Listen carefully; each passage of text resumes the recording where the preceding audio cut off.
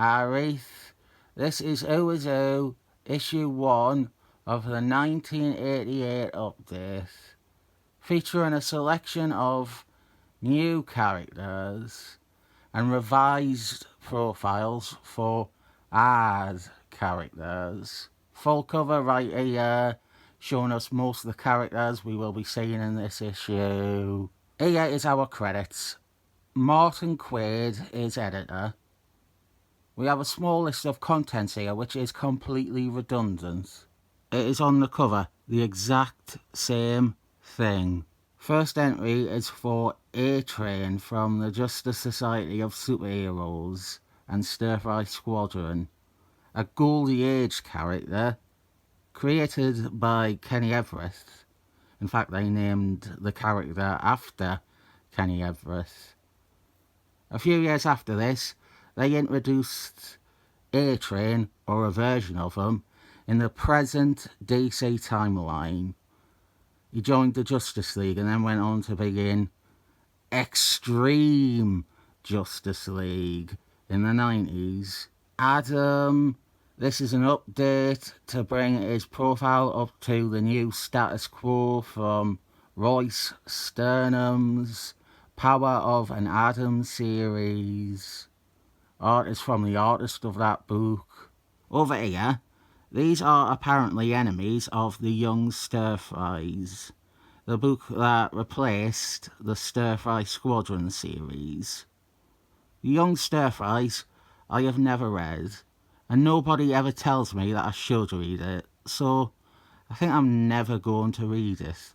2 pages are devoted to Black At and the Black At Squadron. My opinion on this spread is low due to it not including the Lady Black At we all like, the blonde with long legs and a tennis racket.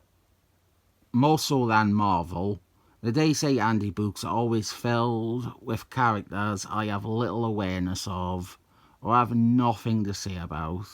This character is in a couple of issues of Suicide Squad, that is all I can really say.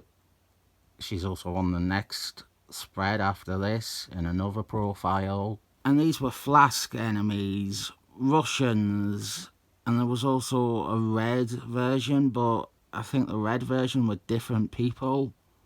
Then we have the Brainiac, the Jason Byrne revamp, where he was a carnival psychic and he had this terrible A and beard combo. I really hated this reimagining. I didn't lie, here she is again. We have got the Chessmen, stars of their own series, surprisingly. Ugh. There's characters I have nothing to say about, and then there's characters I don't want to say anything about. This is Fat Albert from Baron Trump's run on the Flask. A character that just feels mean-spirited in every way. This was the same year when Crimson Mist starred in his own series, which was penciled by the man who murdered his wife with a hammer for having an affair. I am surprised the art for this profile isn't done by him. Maybe it is because the editor of this is the person having an affair with his wife. The clues were all there all along, Greg. You could have noticed. Did you never stop to think, oh, I wonder why I'm not being asked to do the art piece for Crimson Mist? Could it be the editor is having an affair with my wife? Maybe you should kill him instead of your wife. It's Epsilon from the Jason Fabergé run on Tiny Titans. Except they ruined that mystery identity reveal and didn't use this character and made Epsilon a super baby in an adult's body.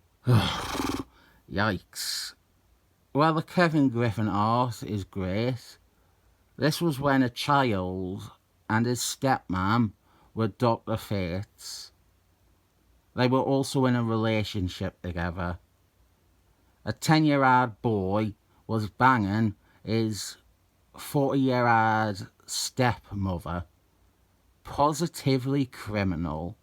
I was thinking about invoking my right to skip a spread on this one, But look, it's Linkara, the light bringer. The pervert who wants to fuck Muppets. If you don't know, yesteryear's comic book reviewer, Linkara, a few years ago, they found a bunch of posts from him on Reddit or something like that, and they were all weird, sex, deviant shit. He wants to have sex with basically anything. Animals, cars, young animals, mirrors, kitchen sinks, young cars, puppets, Muppets, the things from Fraggle Rock, stop motion clay figures, himself when he was younger. This goes on and on. I might have some weird kinks, but... Welcome to the top of the 4th floor, where bad comics burn! He's also a fucking spineless coward as well. He changed his opening theme tune to remove the references to specific artists like Robert Liefeldman because he felt that it was mean. You know what I think's mean? Sticking your cock into a kitten. And now we've got Brie Larson's granddad. What? Huh? Are we looking at the sex offenders register or an issue of DC's Who Is Who? Brie Larson's granddad was the regular artist on Dome People before Van Morrison revamped the team. A lot of characters here. And the good ones are all on the page on the right. The others nearly all died in the Evasion crossover because Van Morrison didn't want to be saddled with them. That reminds me, I've got to review the next part of that, don't I? Dome People issue 20. Magdalene from the Eternals. This was when she was on Suicide Squad. She spent most of the run of Suicide Squad on the team, but was in this John Rambo outfit until she revealed who she really was. Continuing the trend of sex pests, this feels like a character that has, on panel, moondragoned someone. If you know who or the issue, let us know. Ugh, I don't like that. I feel like I'm stood beside Linkara and Brie Larson's granddad. My kinks are relatively normal. Man killer enemy, Damask. Arch enemy of Man killer, actually. He impersonated a priest. That's how you know he's a wrong 'un. Felix the Cat, very hard Justice League villain. Issue 10, I think it was. Yeah, issue 10, I just saw it on the page there. I have always had a soft spot for some of the earliest Justice League enemies, like Felix the Cat, or Dr. Alcoholic, or Lightmaster. They got through some okay villains in the Silver Age. The stories were all the same, but some of the villains seemed appealing to me. Firelord. And this was when he had the unusual setup, the short-lived setup even, of being a combination of teenager Robbie Amell and a Russian guy. And then Firelord was like a third person, acting independently of both Robbie and Russian guy. This didn't last long. Neat to get an entry for this version of Firelord. Nice art by the artist of the Killer Fool maxi series too. Infinity Men, another case where they were appearing, or they had just appeared in their own mini-series. It's weird that the artwork isn't by Tom Paris, who did that mini-series. It is mentioned in the history section, and in that series, Ransack the Reject, the one up front, he got moondragons. And that is mentioned in the history as well. Wild Dog. the Superman supporting character, artwork by Jeremy Ordinary. Wild Dog here was his character, his creation. His little pet. Didn't appear much in Superman after Jeremy Ordinary left, though. Brie Larson's granddad, art over here. I feel like I'm in a care home. A care home that's also a prison for sex offenders. This is a Dome People enemy. It's Marlon Brando. Spitting image of Marlon Brando. Towards the end of his life, obviously. When he was fat. And working with him was a nightmare.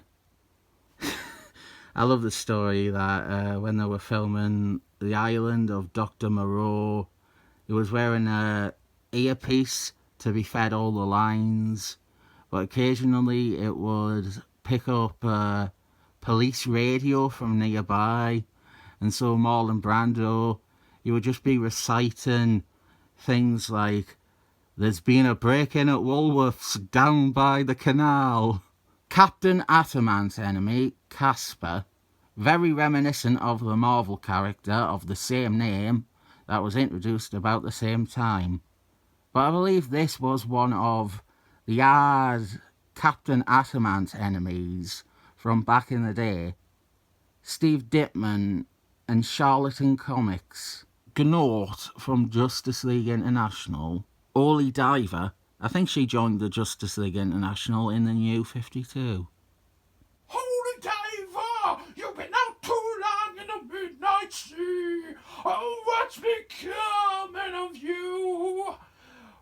Gotta get away, Holy Diver. Gotta get away, Holy Diver. Ara.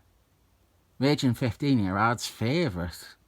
He said Ara should murder all the black people with his arrows in one video because they're all criminals that were born to loot and pillage. Genuinely, he is having the knock-on effect of making me not like Ara and not want to ever read the Ara comics he likes. Polaris, another one from Justice League International. This was before they changed their name even. Green Lanterns, the Rat Bastard version with art by Jill Kang. No wait, it's Joe Station. And over here is the rest of the corpse. Green Lantern's corpse. This art is by Joe Station as well. Joe Station got his start working as Jill Kang's art assistant. I should mention this is around the time of the big Green Lanterns crossover event, Millennium. Last profile is for one fantabulously emancipated Harley Quinn. I get confused because there's a few characters with this name and they all orbit the same set of heroes. The Infiniteers, the Justice Society of Superheroes. I prefer Harlequin from Batman, honestly. I've had a good few wanks over her. This video feels so sleazy and slimy. Can you all reassure me that I am not as sick and degenerate as Linkara? Now this I approve of. We have a list at the back telling us where we can see many of the characters who have been profiled. E.g. Adam is currently starring in his own series. Or Marlon Brando is in Dome People this month. I really like this actually. I like the assortment of characters. There's some major stuff in here, and then there's some things that are more niche. I was thinking, if they did this nowadays, it would all be Batman characters, wouldn't it? I think there's a good variety in this. Maybe the only thing that feels unrepresented is Imperial Guard. There's got to be one or two of them that were due a revised profile. And I thought Martin Quaid loved Imperial Guard as well. But I guess he was too busy screwing over people's wives. I'll give this issue of Who Is Who 7 thumbs up.